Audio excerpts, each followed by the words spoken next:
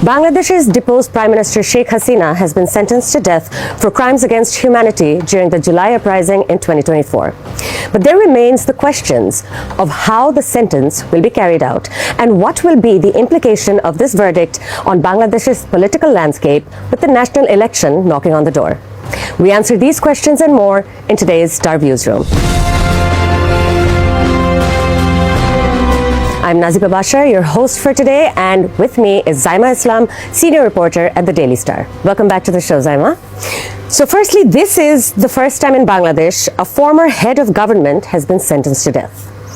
Why was she handed the death penalty, and what was the evidence presented against her in court? Thank you so much, Nazifa. So I want to go beyond sentimental rhetoric a little. We all know what happened during the July uprising. We were there. We saw it firsthand. We saw how people were killed. We saw the dead. We handled the dead. We interviewed their families. So that Sheikh Hasina should be tried for crimes against humanity. I think that much we have established. Right. But I want to go beyond that, just a bit. The court, for example, they had in their possession phone recordings of conversations that Hasina had with a former minister, that Hasina had with a former mayor.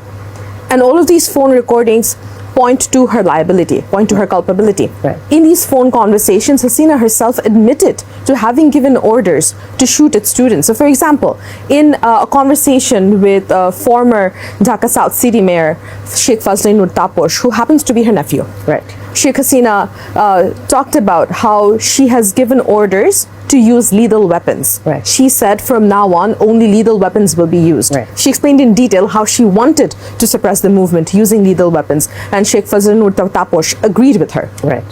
So that's just one conversation that they had in their possession. The Daily Star actually did a report on this recording. So going beyond what the prosecution had with them, and how the prosecution analyzed the evidence, how they made sure that the evidence wasn't, say, AI generated. The Daily Star also independently analyzed that particular phone recording. So Daily Star got hold of the recording, and then we independently analyzed it, and we found that it was a perfect match with Sheikh Hasina's voice. So it was indeed her who had spoken in that recording. And then there's this other phone conversation that she had with former minister Hassanul Haq Inu. In that phone conversation, she spoke about dropping bombs from helicopters, which is a little scary. Very scary. In that chilling moment, Hassanul Haq Inu agreed that it was a good idea. And so Hasina has, we've heard it from the horse's mouth, how our ousted prime minister had given orders to shoot at students, to kill students, to use the maximum possible force needed to suppress this movement.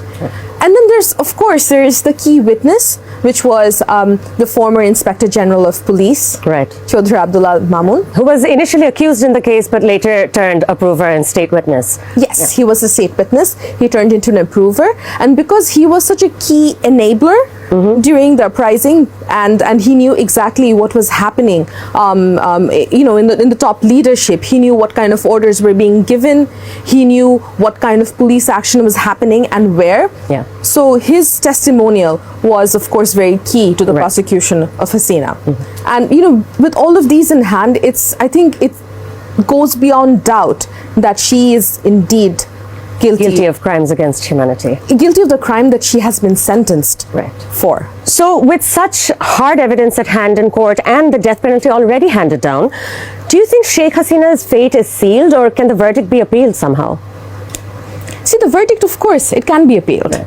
But for that, Sheikh Hasina needs to surrender in front of the International Crimes Tribunal, and only then can she appeal against this judgment. And all of that needs to happen in the next 30 days. Now, the snag is that Sheikh Hasina will not be engaging with the International Crimes Tribunal. She has stated very clearly that she thinks that this is a politically motivated case, a politically motivated judgment, and that she will not engage with the ICT. And she has said this on multiple occasions, I believe. On multiple occasions, across multiple media platforms. She said that she asked the government to prosecute her in the International Criminal Court instead. But that can only happen if a prosecution or a conviction in the ICT falls through.